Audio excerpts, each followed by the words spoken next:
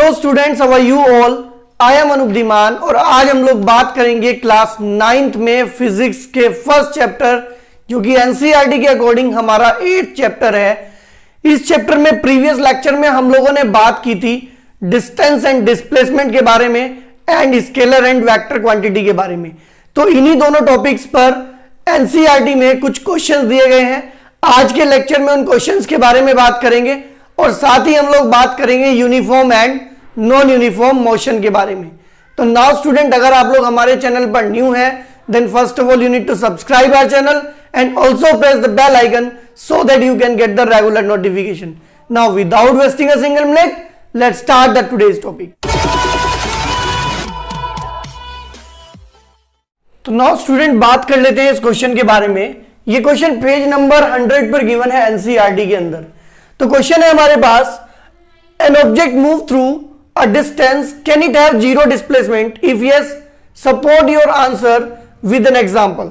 देखो बेटा, सबसे पहले इसके लिए हमें समझना पड़ेगा कि डिस्टेंस एंड डिस्प्लेसमेंट क्या है, जो कि हमने प्रीवियस लेक्चर में डिटेल में बात की थी।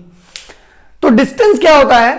कोई भी ऑब्जेक्ट अपनी इनिशियल पोजीशन से फाइनल पोजीशन तक जाने में जो एक्चुअल पाथ कवर करता है उसको डिस्टेंस कहते हैं। And displacement is what? Initial and final position के बीच में जो स्ट्रेट लाइन शॉर्टेस्ट पाथ होता है उसको डिस्प्लेसमेंट कहते हैं। अब देखो, मान लेते हैं एक ऑब्जेक्ट है हमारे पास, वो इस ए पॉइंट से अपना मोशन स्टार्ट करता है, ऐसे जाता है बेटा, और फिर वापिस घूमकर क्या होता है, वो इस ए ही पॉइंट पर आ जाता है। तो बेटा इसका इनिशियल पॉइंट क्या है? ए, और इसका बी पॉइंट भी यहीं पर है।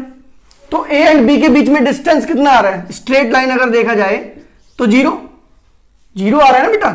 इसका मतलब यह है कि अगर कोई ऑब्जेक्ट कुछ डिस्टेंस ट्रेवल करता है और डिस्टेंस ट्रेवल करने के बाद वो अपनी ही पोजीशन पर वापस आ जाता है, तो उस कंडीशन में जो डिस्प्लेसमेंट होगा दैट विल बी जीरो। और देखो एक और एग्जांपल, अगर कोई ऑब्जेक्ट सर्कुलर पाथ पर रोटेट करता है तो after completing a one round उसकी इनिशियल फाइनल पोजीशन सेम होगी। इस कंडीशन में भी उसका डिस्प्लेसमेंट क्या होगा? जीरो होगा। तो हमने एग्जांपल दिया, an object move through a distance and return back to its initial position then it have zero displacement. मतलब अगर कोई पर्सन किसी पोजीशन से चलता है और वापस वहीं पर आके खड़ा हो जाता है तो उस कंडीशन में उसका जो डिस्प्लेसमेंट होगा that will be zero. Clear बात है। नाउ बात कर लेते हैं नेक्स्ट वन क्वेश्चन के बारे में। नाउ बात कर लेते हैं क्वेश्चन नंबर 2 की। तो क्वेश्चन नंबर 2 में लिखा है, a farmer moves along the boundary of a square field of side 10 metre in 40 second. What will be the magnitude of the displacement of the farmer at the end of the 2 minute 20 second? देखो बेटा, जब भी displacement की बात करता है तो मुझे इस बात से मतलब नहीं होता कि वो किस पाथ से जाता है, मुझे इस बात से मतलब होता है कि उसकी इनिशियल एंड फाइनल पोजीशन कहां पर है। तो सबसे पहले मैं लेट कर लेता हूं बेटा कि जो स्क्वायर फील्ड है जिसकी साइड 10 मीटर है वो यहां पर है। अब ये भी सपोज करता हूं कि ए से स्टार्ट करता है, ठीक है बेटा। अब देखो ध्यान से एक बात, उसने कहा कि 1 राउंड कंप्लीट करता है 40 सेकंड में और टोटल कितने मिनट चलता है? 2 मिनट 20 सेकंड। तो सबसे पहले बेटा देखो, जो टाइम टेकन है इसके पास टू कवर 1 राउंड, एक राउंड कवर करने के लिए ये 40 सेकेंड लेता है। और जो टोटल टाइम है इसका, टोटल टाइम है इसके पास 2 मिनट 20 सेकेंड। अच्छा, 2 मिनट 20 सेकेंड को हम क्या कह सकते हैं? 2 मिनट में हो जाएंगे कितने? 120 सेकेंड और 20 ये, ठीक है ना। 2 into 60 plus 20 that is total हो जाएंगे हमारे पास 140 सेकेंड। इसका मतलब क्या है बेटा कि वो 140 सेकेंड चलता है। तो एक काम करते हैं, सबसे पहले हम नंबर ऑफ राउंड निकालते हैं बेटा, ठीक है ना। नंबर ऑफ राउंड कैसे निकलते हैं? नंबर ऑफ राउंड कैसे निकालेंगे भी? कभी भी आपको नंबर ऑफ राउंड निकालने हैं तो जो टोटल टाइम है उसको 1 राउंड के टाइम से डिवाइड कर देते हैं। तो जो टोटल टाइम है बेटा उसको डिवाइड करेंगे टाइम टेकन इन 1 राउंड। तो ये आ गया हमारे पास 140/40, कटिंग कर देते हैं, it will be 7/2, that is 3 whole 1/2। इसका मतलब कितने राउंड लगाएगा वो राउंड लगाएगा बेटा 3.5। तो अगर मैं ये लेट करके चलता हूं कि वो ए पॉइंट से स्टार्ट करता है, तो देखो 3.5 के बाद वो कहां पहुंचेगा। 1 राउंड लगाने के बाद 1 राउंड पूरा कंप्लीट हो जाएगा। अब 2 राउंड कंप्लीट करते हैं, अभी 3 राउंड कंप्लीट करते हैं। 3 राउंड कंप्लीट करने के बाद हाफ और करना है। जब आप हाफ राउंड कंप्लीट करोगे then final position will be at C. तो यहां पर लिख देते हैं हम लोग, if he start from A then after completing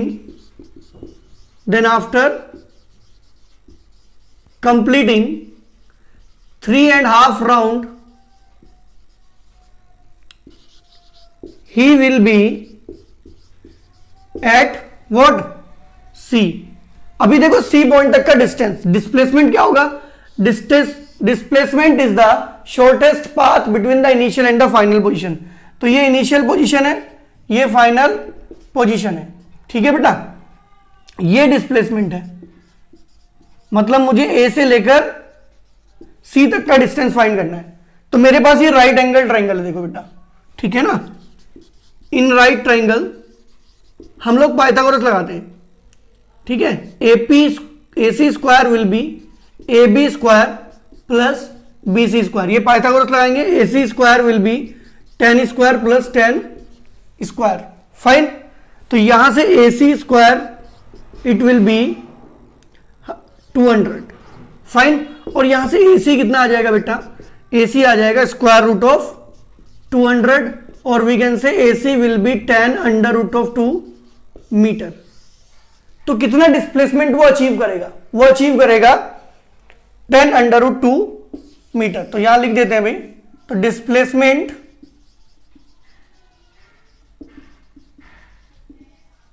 achieved will 10 under root 2 metre. मतलब after 2 minute 20 second his displacement will be 10 under root 2 metre, fine. Now बात कर लेते हैं next one, that is question number 3 के बारे में। Now बात कर लेते हैं question number 3 and question number 4 के बारे में। तो क्वेश्चन नंबर 3 हमारे पास है, which of the following is true about displacement. इन दोनों स्टेटमेंट ए एंड बी में से डिस्प्लेसमेंट के लिए कौन सी बात सही लिखी है। किधर it can not be zero, गलत बात है भाई।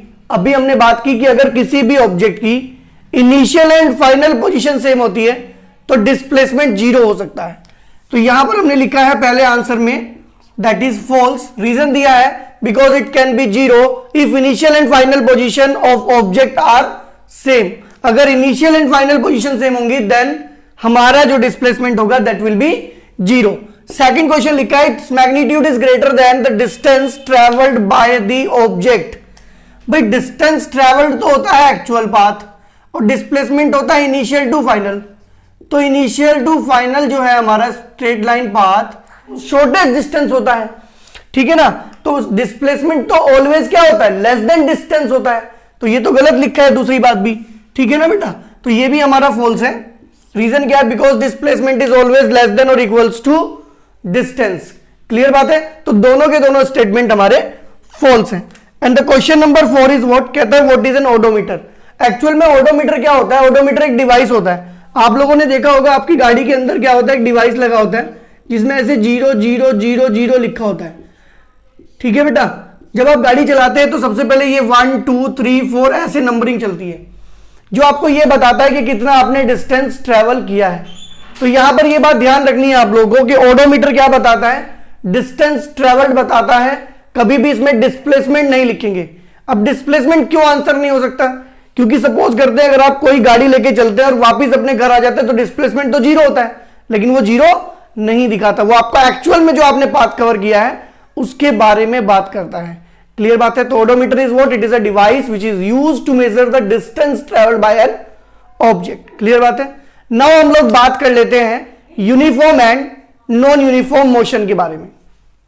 नाउ स्टूडेंट बात कर लेते हैं uniform and non uniform motion के बारे में। तो सबसे पहले बात करते हैं यूनिफॉर्म मोशन के बारे में।